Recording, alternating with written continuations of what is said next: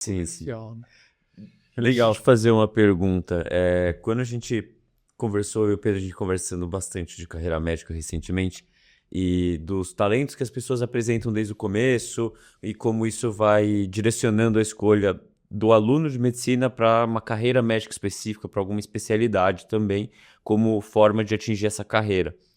A gente normalmente ouve histórias dos convidados que sentaram aqui, onde o senhor está sentado, que eles tinham algum tipo de habilidade manual e normalmente eles seguiram para uma carreira cirúrgica. Você nunca teve essa pretensão? Você foi encantado por uma carreira cirúrgica pela atividade lúdica ali de estar fazendo um trabalho manual minucioso? Isso aconteceu com você? O pessoal até brincava na escola, falou, pô, Wagner, você vai ser cirurgião plástico, né? Se Sim. puder ser Não, artista plástico. meticulosidade, no fim foi artista, falei, não, cirurgião plástico. Mas eu nunca me encantei pela cirurgia. Tá. A gente fazia cirurgias, no curso você tem que fazer, né? Mas eu não sentia aquela atração pela cirurgia, né? Eu sempre gostei mais da clínica mesmo, do contato humano mesmo, né? Entendi. Eu queria mais, procurava mais isso. E embora você vê, muitos dos meus trabalhos hoje eu faço bordado. Ah, é? Então, na verdade, é bordado sobre tela. Então, Sim. bordar, na verdade, é dar ponto, né? Quase uma sutura. É fazer uma sutura, né? E faço entalhe em madeira também. Então, entalhar, esculpir. Aí o ortopedista. O ortopedista, né? Então, talvez pudesse seguir qualquer uma dessas, mas nunca, realmente a cirurgia não me encantava. Então, eu... E o senhor tem obras, assim, fortes, né? Até meio viscerais, algumas eu vi. São... Que poderiam também estar envolvidas com a cirurgia, né? Com o sangue, com os humores, sei lá. Mas esses elementos que você mencionou, eles estão presentes como estruturas anatômicas e também muita citologia. Então, tem muitos elementos que estão presentes mesmo, né? Tem, né? Isso é flagrante, né? A própria, desde de estrutura óssea até os órgãos, as células, estão sempre presentes na obra, né? E Wagner, é que você está passando rápido, mas eu não queria deixar de contar. Eu acho que, fuçando um pouquinho na internet, posso estar enganado, mas parece que durante a pandemia aqui no Brasil, você fez algum projeto relacionado a isso? Não teve algo assim? Sim, teve. Na pandemia foi um período que eu estava na linha de frente, na vigilância sanitária, e por conta da minha idade e comorbidade, graças a Deus, eu estou muito bem, mas não era recomendável que eu estivesse na linha de frente. Então eu passei para a retaguarda e fiquei em home office. E você ficar em casa, o que você vai ficar fazendo o tempo todo? Porque você não fica 100% em home office. Lógico. Então eu ficava pintando. Pintou muito. Pintei muito. Então muitas obras desse período, elas retratam a circunstância da pandemia, né? É uma circunstância que, imagina alguém que fez saúde pública ver isso, uma pandemia dessa magnitude, né? Então, o impacto foi muito grande e eu produzi grandes obras, algumas de dimensões de 2 metros por 1,5 metro, e que retratam esse momento, né? Então, elas têm essa marca da pandemia. E algumas eu até denominei como pandemia mesmo, relativos à pandemia, né? E isso é assim, né? Como você já mencionou, né? Na linha do tempo, quando nós vemos aquele gráfico pirâmide de idades tal, você vê que na Segunda Guerra Mundial tem um dente, né? Porque muitos jovens... Uma geração A aí. geração toda que foi ceifada e fica aquele dente ali. Então, na linha do tempo, certamente vai ter essa marca, né? Eu não diria que é uma nódoa, mas há uma marca, uma cicatriz bastante significativa do que foi isso em termos de arte, né? E é interessante porque no último congresso Congresso Paulista de Dor, que é promovido pela Associação Paulista de Medicina, me convidaram para falar sobre, no tema, a arte a dor de ouvir a dor. Porque essa é uma faceta da nossa vida médica, né? Sim. Que é sentir a dor de ouvir a dor. E o tema que me propuseram, e claro, eu aceitei, foi a arte e dor. Então, e quando foi proposto o tema, né, eu fui refletir sobre isso, né, e a medicina, se a gente for ver na arte, tem muitos paralelos registrando a dor. Mas aí quando você pensa assim, mas a dor registrada como documento, e a dor do artista, onde está? A dor do autor, a dor de nós médicos. Uhum. Então é um campo muito vasto, um campo extraordinário. Interessante mesmo. E aí eu fiz então a minha palestra e no preparo dessa palestra eu fui parar, claro, em antroposofia, porque você tem, né, o sopro vital, tem a alma e tem o espírito. E aonde você vai ver, de Rudolf Steiner, você vai ver isso nas obras de arte, né?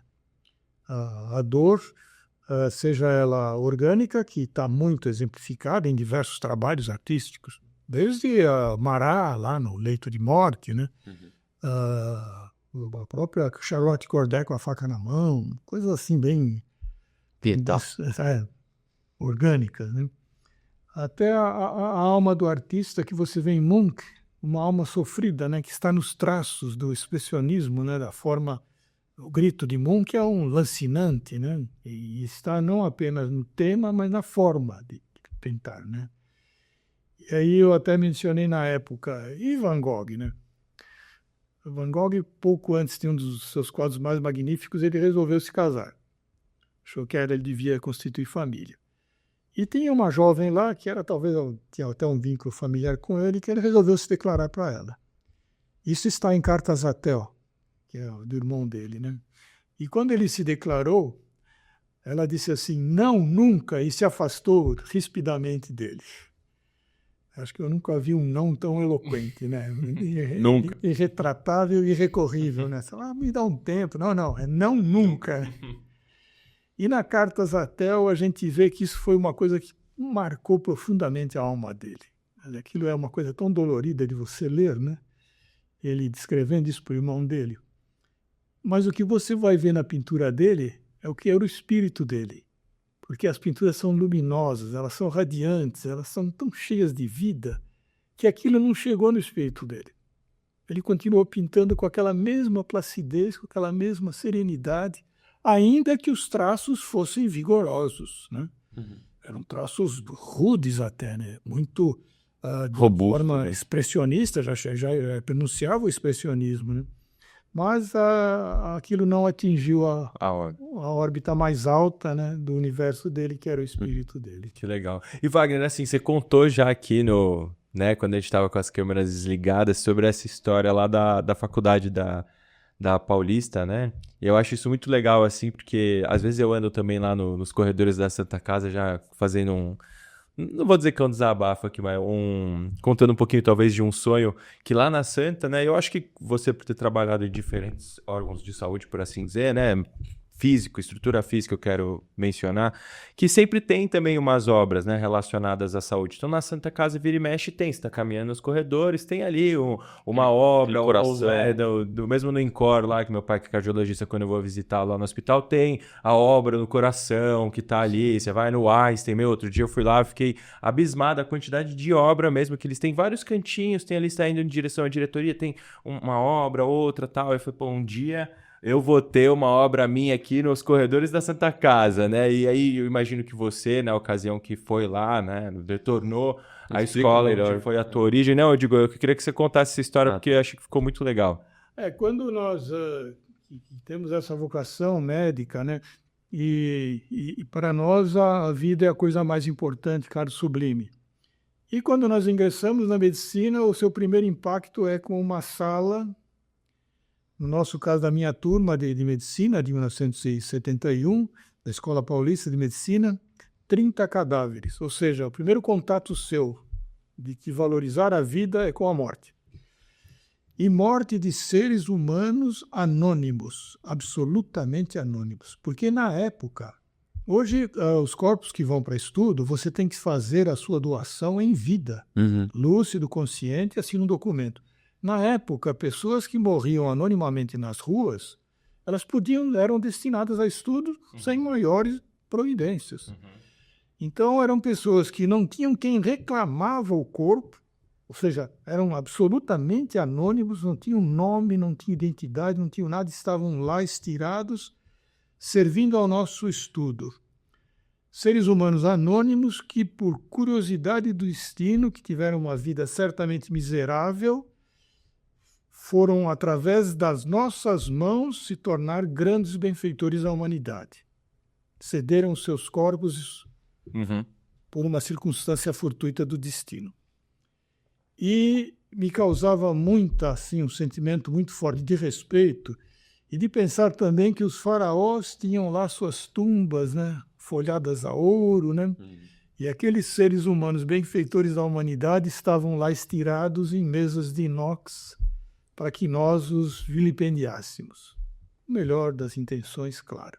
Então eu achava que aquele local tinha algo mais que merecia mais que uma mera sala de azulejos brancos e com aquela frieza toda, que mereceria como uma Capela Sistina, um local, um ambiente sagrado.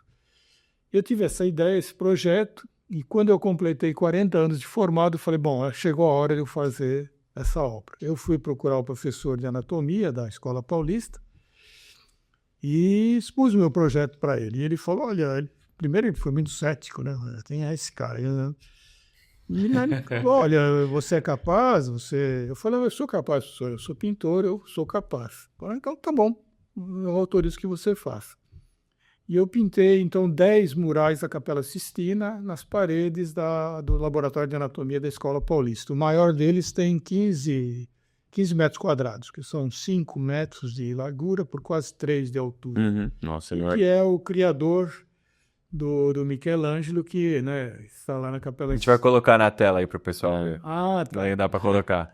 Eu até eu fico muito feliz porque o professor, o pessoal também ficou muito, assim, impactado com a obra e colocaram uma pequena placa com o meu nome e tem uma foto minha lá. Uma homenagem. Não, é uma autoria, né? Não dá para escapar, né? Não, foi você que fez. Mas eu acho legal, imagina assim, eu tenho um pouco esse olhar das coisas, né? Mas imagina assim, que sorte do aluno que entra numa sala como esta, cheio de obra e tal, e toda essa história, né? Sabe o que é engraçado? Desculpa te interromper. Quando você que está em casa ouvindo a gente no seu fone de ouvido, ouviu pela primeira vez essa história. A gente já teve a oportunidade de ouvir aqui no nosso warm-up, a gente já ouviu essa história, agora ele recontou.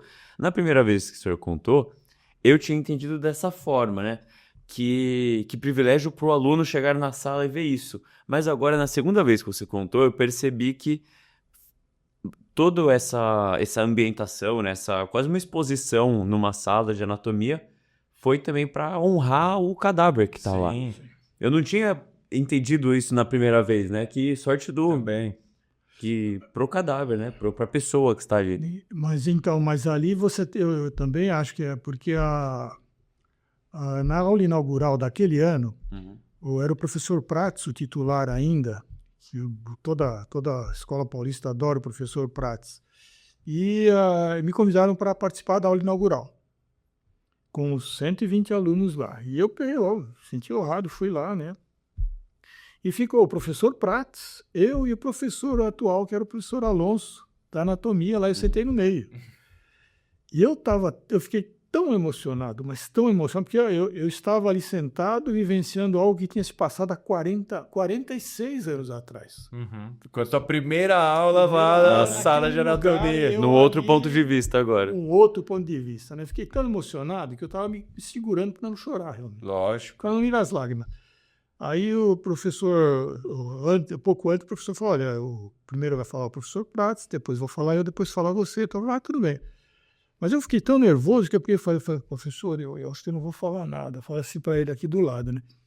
Gozado, né? Como o professor não é professor por acaso, né? De uma forma ríspida e paternal, ele falou assim, você vai falar assim. Pum, me trouxe de volta, sabe? Eu me recompus na hora. Chacoalhou, né? Então eu vou falar. Então tá bom. Você vai falar assim. Vai falar assim. Sim, direito.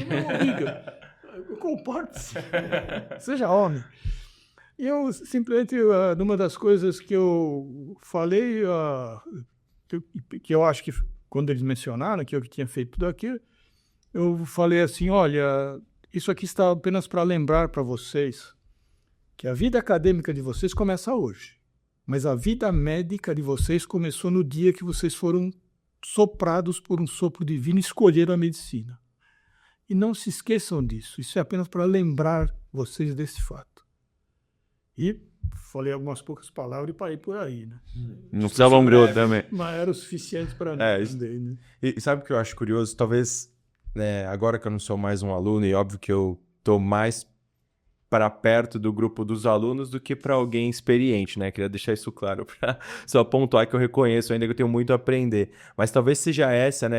A sensação que eu tenho é que realmente quando a gente é aluno, talvez a gente não perceba a grandiosidade até da instituição, como da história das pessoas, de valorizar tudo que elas fizeram, sabe? Talvez seja essa a definição até de aluno. Não que o aluno não possa refletir sobre isso, sabe? Mas muitas vezes